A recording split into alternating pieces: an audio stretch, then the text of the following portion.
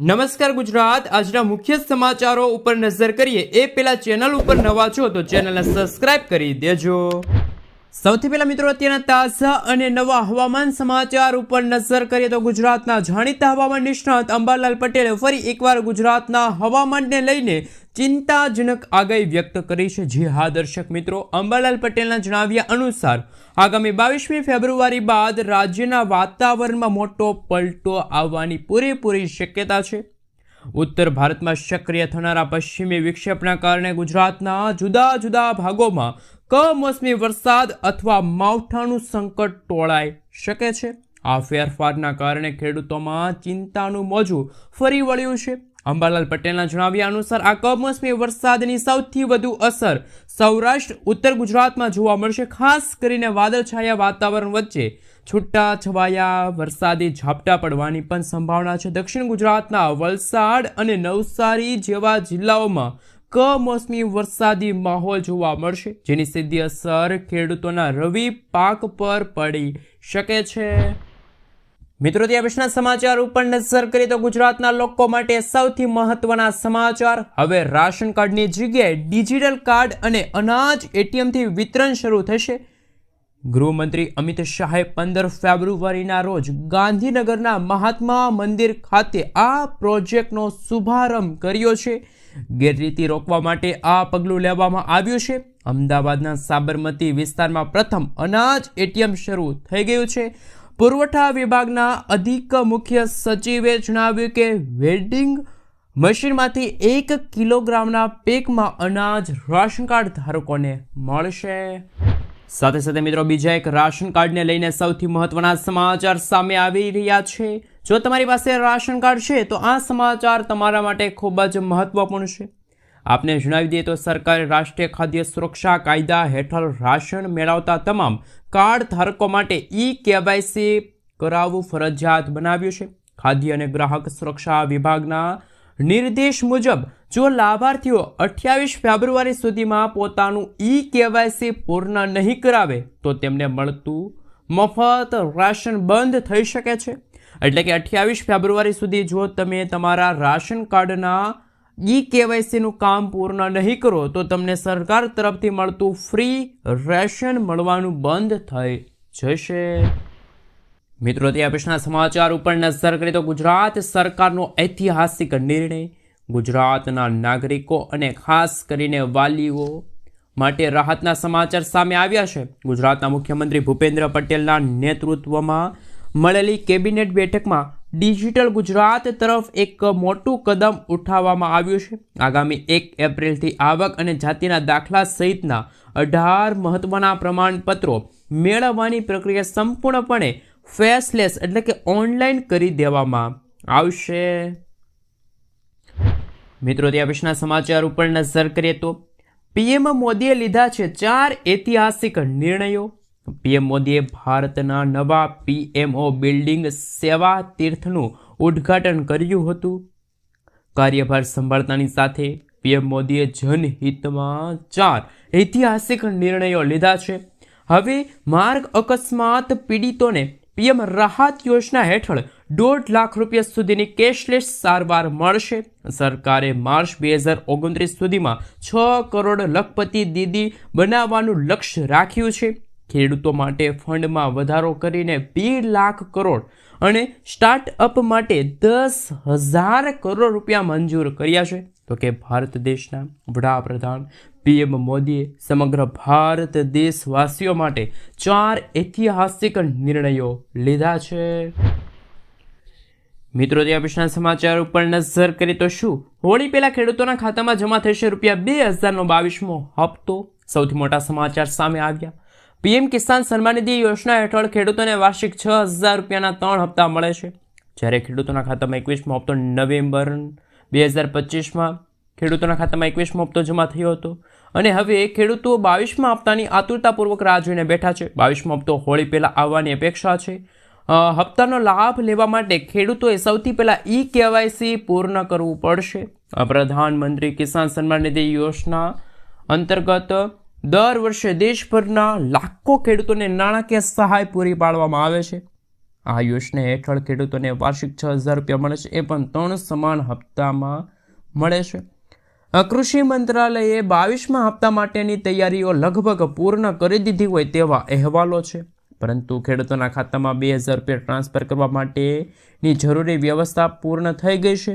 સૂત્રોના જણાવ્યા અનુસાર 22મો હપ્તો હોળી પહેલા ખેડૂતોના ખાતામાં જમા થઈ શકે છે અને આ વર્ષે હોળી 4 માર્ચના રોજ છે. તેથી એવી અપેક્ષા છે કે ખેડૂતોના ખાતામાં પૈસા માર્ચ મહિનાના પહેલા અઠવાડિયામાં અથવા તો એનાથી પણ વહેલા પહોંચી શકે છે. કૃષિ મંત્રાલયે હજુ સુધી 22મા હપ્તાની સત્તાવાર તારીખ તો જાહેર કરી નથી, પરંતુ મીડિયામાં ફરતા અહેવાલ અનુસાર પીએમ કિસાન સન્માન નિધિ યોજનાના 22મો હપ્તો 1 થી 3 માર્ચ દરમિયાન ખેડૂતોના ખાતામાં ટ્રાન્સફર થાય તેવી સંભાવના છે. નોંધપાત્ર રીતે જે ખેડૂતો ટેકનિકલ કારણોસર 21મા હપ્તા ચૂકી ગયા છે એવા ખેડૂતોના ખાતામાં 22મા હપ્તાની સાથે એટલે કે 21મો અને 22મો હપ્તો બંને હપ્તા સાથે એટલે કે ટોટલ 4,000 રૂપિયાનો હપ્તો છે એ મળવા પાત્ર રહેશે. તો શું મિત્રો તમારા ખાતામાં પણ ₹2,000નો 21મો હપ્તો જમા ન થયો હોય તો ખાસ નીચે કોમેન્ટ બોક્સમાં જરૂરથી જણાવી આપજો. મિત્રો ત્યાં પછીના સમાચાર ઉપર નજર કરીએ તો સૌથી મોટા સમાચાર સામે આવી રહ્યા છે. એમના વિશે મિત્રો જો વાત કરીએ તો કિસાન ક્રેડિટ કાર્ડ યોજના વિશે તમે સાંભળ્યું હશે. કેન્દ્ર સરકાર કિસાન ક્રેડિટ કાર્ડ યોજનામાં મોટો ફેરફાર કરવાની તૈયારીમાં છે. દેશના લાખો ખેડૂતો માટે સારા સમાચાર. રિઝર્વ બેંક ઓફ ઇન્ડિયા એટલે કે મિત્રો આપણે એને RBI કહીએ છીએ એ કિસાન ક્રેડિટ કાર્ડ એટલે કે KCC યોજનાના નિયમોમાં સુધારા માટેની નવી માર્ગદર્શિકાઓ ડ્રાફ્ટ બહાર પાડી રહ્યા છે. આ યોજનાનો વ્યાપ વધારવા અને તેમની ભાગીદારી બનાવવા માટે ખેડૂતોને નવી જરૂરિયાતો પૂરી પાડવાનો ઉદ્દેશ, લોનના સમયગાળાને પાક ચક્ર સાથે સંરેખિત કરવા માટે અને KCCની માન્યતા વધારીને 6 વર્ષ કરવાનો પ્રસ્તાવ છે. એટલે કે મિત્રો કિસાન ક્રેડિટ કાર્ડ દ્વારા ખેડૂતોને કૃષિ લોન દ્વારા હવે 3 લાખના બદલે 5 લાખ રૂપિયા સુધીની લોન મળે છે અને આ લોનનો જે સમયગાળો છે એ પણ કદાચ 6 વર્ષ સુધી લંબાઈ શકે છે. નિયમનકારી સંસ્થાઓ, જનતા અને અન્ય હિસ્સેદારો 6 માર્ચ 2026 સુધીમાં ડ્રાફ્ટ પર ટિપ્પણી અને સૂચનો સબમિટ કરી શકે છે.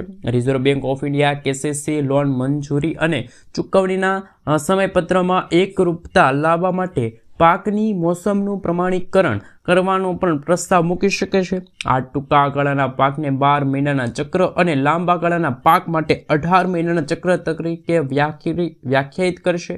લાંબા ગાળાના પાક ચક્ર માટે લોનની મુદત સંરેખિત કરવા માટે કિસાન ક્રેડિટ કાર્ડનો એકંદરે સમયગાળો 6 વર્ષ કરવાનો પ્રસ્તાવ પણ રજૂ કરવામાં આવ્યો છે.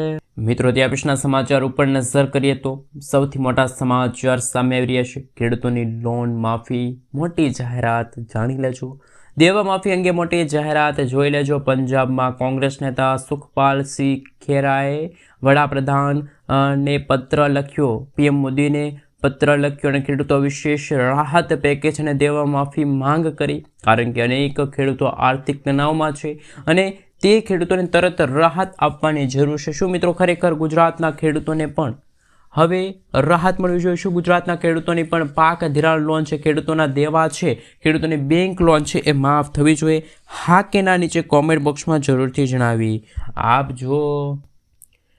મિત્રો ત્યાં પછીના સમાચાર ઉપર નજર કરીએ તો શું હોળી અને દિવાળી પર ગુજરાતની બહેનોને પણ મળશે મફત ગેસ સિલિન્ડર? કારણ કે દિલ્હી સરકાર હવે દિલ્હીની મહિલાઓને મફત ગેસ સિલિન્ડર આપી રહી છે. વર્ષમાં 2 વખત દિલ્હીની સરકાર એટલે કે રેખા ગુપ્તા સરકારે 1 વર્ષ પૂર્ણ કર્યા છે મુખ્યમંત્રી બન્યાને, અને ત્યારે જ ગરીબ અને જરૂરિયાતમંદ પરિવારોને મોટી રાહત આપી છે. કેબિનેટે 200 કરોડથી પણ વધુ રૂપિયાના ફંડને મંજૂરી આપી દીધી, જેની હેઠળ હોળી અને દિવાળી પર ફ્રીમાં ગેસ સિલિન્ડર અને ખાસ કે 853 રૂપિયાની રકમ DBT દ્વારા લાભાર્થીઓના બેંક એકાઉન્ટમાં મોકલવામાં આવશે. મિત્રો આપણે જણાવી દઈએ, સરકારના જણાવ્યા મુજબ આ યોજનાનો લાભ રાશન કાર્ડ ધારકોને જ મળશે. લાભાર્થીઓના બેંક એકાઉન્ટમાં ગેસ સિલિન્ડરની રકમ છે સીધી DBT દ્વારા એકાઉન્ટમાં ટ્રાન્સફર કરવામાં આવશે. પ્રતિ સિલિન્ડર 853 રૂપિયા નક્કી કરવામાં આવ્યા છે. આ રકમ હોળી અને દિવાળીના તહેવાર પર અલગ અલગ મોકલવામાં આવશે, જેથી પરિવારના એટલે કે મિત્રો તહેવારના સમયમાં પરિવારોને મોટી રાહત પણ મળી શકે છે. સાથે મિત્રો દિલ્હી સરકારે એ પણ સ્પષ્ટ જણાવ્યું છે કે યોજનાનો લાભ માત્ર એલપીજી સિલિન્ડર ઉપયોગ કરનાર લોકો સુધી સીમિત નથી. જે લોકો પાઇપલાઇન ગેસનો ઉપયોગ કરી રહ્યા છે તેમને પણ હવે 850 રૂપિયાની રકમમાં સમાન રકમ આપવામાં આવશે. સરકારનું કહેવું છે કે તેનો ઉદ્દેશ તમામ જરૂરિયાતમંદ પરિવારોને સમાન રાહત આપવાનો છે. મિત્રો ત્યાં પછીના સમાચાર ઉપર નજર કરીએ તો સૌથી મોટા સમાચાર સામે આવી રહ્યા છે. ખાસ કે મિત્રો હવે મોદી સરકારે મોટી ભેટ આપી. માર્ગ અકસ્માતમાં હવે મળશે મફત સારવાર. મિત્રો આપણે જણાવી દઈએ, મોદી સરકારે સામાન્ય લોકોને મોટી રાહત આપતા એક મહત્વપૂર્ણ યોજના છે અમલમાં મૂકી. વડાપ્રધાન કાર્યાલય દ્વારા શરૂ કરાયેલી નવી પીએમ રાહત યોજના અંતર્ગત માર્ગ અકસ્માતમાં ઘાયલ થનારા લોકોને હોસ્પિટલમાં સારવાર માટે કોઈ પણ પ્રકારની ચૂકવણી કરવાની જરૂર રહેશે નહીં. આ યોજના ખાસ કરીને અકસ્માત પછી થતી મુશ્કેલીઓથી દૂર કરવા અને ખાસ કે મિત્રો માર્ગ અકસ્માત બાદ તરત જ મફત સારવારની સુવિધા. માર્ગ અકસ્માતનો આંચકો થાય છે અને મિત્રો અચાનક થાય છે અને ઘણી વખત હોસ્પિટલમાં પહોંચ્યા બાદ પૈસાની વ્યવસ્થા અને કાગળ કામના કારણે સારવારમાં વિલંબ થાય છે. આવા વિલંબથી અનેક વખત જીવ જોખમમાં પડે છે. આ સમસ્યાનો ઉકેલ લાવવા માટે સરકારે પીએમ રાહત યોજના અમલમાં મૂકી, જે હેઠળ સરકાર હવે 1.5 લાખ રૂપિયા સુધીની રોકડ સહિત સારવાર પૂરી પાડશે. તો મોદી સરકારની દેશવાસીઓને ખાસ કરીને વાહન ચાલકોને અને માર્ગ અકસ્માતમાં હવે મફત સારવાર પણ મળશે. મિત્રો ત્યાં પછીના સમાચાર ઉપર નજર કરીએ તો સૌથી મોટા સમાચાર સામે આવી રહ્યા છે. દસ્તાવેજ નોંધણી કરાવી મોંઘી પણ બનશે, કારણ કે મહેસૂલ વિભાગ દ્વારા મિલકત અને જમીનના મકાનોના દસ્તાવેજોની નોંધણી પ્રક્રિયા છે માં એક મહત્વપૂર્ણ વહીવટીય ફેરફાર કરવામાં આવ્યો. રાજ્ય સરકારે લીધા તાજેતરના નિર્ણય મુજબ આપણે જણાવીએ તો નોંધણી એટલે કે રજિસ્ટ્રેશન વિશે તમે સાંભળ્યું છે. હવેથી રાજ્યમાં થતી નોંધણી માટે અરજદારે નિયમિત ચાર્જ ઉપરાંત વધારાની પ્રક્રિયા ફી ચૂકવવી પડશે. અને આ નિયમો હેઠળ હવે એક દસ્તાવેજ દીઠ 100 રૂપિયાની પ્રોસેસિંગ ફી નક્કી કરવામાં આવી છે, જેનો અમલ સમગ્ર રાજ્યમાં તાત્કાલિક અસરથી શરૂ કરી દેવામાં પણ આવશે. મિત્રો ત્યાં પછીના સમાચાર ઉપર નજર કરીએ તો સોલાર સિસ્ટમ પર હવે 90,000 રૂપિયાની સબસિડી. જાણો કોને કોને મળી શકે છે, કઈ કઈ યોજનામાં મળી શકે છે અને કઈ કઈ વસ્તુ માટે મળી શકે છે. પીએમ સૂર્યઘર મફત વીજળી યોજના વિશે તમે સાંભળ્યું છે. આ યોજના અંતર્ગત કેન્દ્ર સરકાર ઘરેનું રૂફટોપ સોલાર સિસ્ટમ માટે સબસિડી આપે છે. 2 કિલોવોટ સુધીની સિસ્ટમ પર 60,000 રૂપિયાની કેન્દ્રીય સબસિડી મળે છે. અરજી મંજૂર થયા બાદ રકમ 30 દિવસની અંદર ડીબીટી દ્વારા સીધી લાભાર્થીઓના બેંક ખાતામાં ટ્રાન્સફર થાય છે. 2 કિલોવોટની સોલાર સિસ્ટમથી તમે ફેન, પંખો છે, બલ્બ છે, રેફ્રિજરેટર છે એટલે કે ફ્રીજ છે, ટીવી છે, તેમજ માઇક્રોવેવ અને ઇન્ડક્શન કુકટોપ અને મિક્સર જેવા રસોડાના ઉપકરણો સરળતાથી ચલાવી શકો છો. તો મિત્રો જે ઘરેલું ઉપકરણો માટે પણ તમે સોલાર સિસ્ટમનો ઉપયોગ કરી શકો છો. વીજળીથી તમે બચત પણ મેળવી શકો છો અને તમારે વીજળી બિલ પણ ઓછું આવશે. ને તમે સોલાર સિસ્ટમ લગાડો છો તો તમને મિત્રો મહત્તમ 90,000 રૂપિયા સુધીની પણ સબસિડી મળી શકે છે. મિત્રો ત્યાં પછીના સમાચાર ઉપર નજર કરીએ તો પાન કાર્ડને લઈને અગત્યના સમાચાર. પાન કાર્ડમાં એક મોટો ફેરફાર આવશે. કેન્દ્ર સરકાર પાન કાર્ડમાં એક મોટો ફેરફાર કરવાની યોજના છે એ તૈયાર કરી રહી છે, ઘડી રહ્યું છે. હવે 50,000થી વધુ રોકડ જમા કરાવવા પર પાન કાર્ડ ફરજિયાત રહેશે નહીં. પહેલાં મિત્રો તમે જ્યારે બેંકમાં 50,000 રૂપિયાથી વધુ રોકડ રકમ છે જમા કરાવતા ત્યારે તમારે પાન કાર્ડનું ડોક્યુમેન્ટ તરીકે છે એ અરજદારે છે એટલે કે મિત્રો જે ગ્રાહક છે, બેંક ગ્રાહક, એમને ડોક્યુમેન્ટ જોઈન્ટ કરવું પડતું હતું. બેંક ખાતામાંથી 10 લાખ રૂપિયા કે તેથી વધુ રકમ રોકડ જમા કરવા અથવા તો ઉપાડ માટે પાન કાર્ડ ફરજિયાત રહેશે.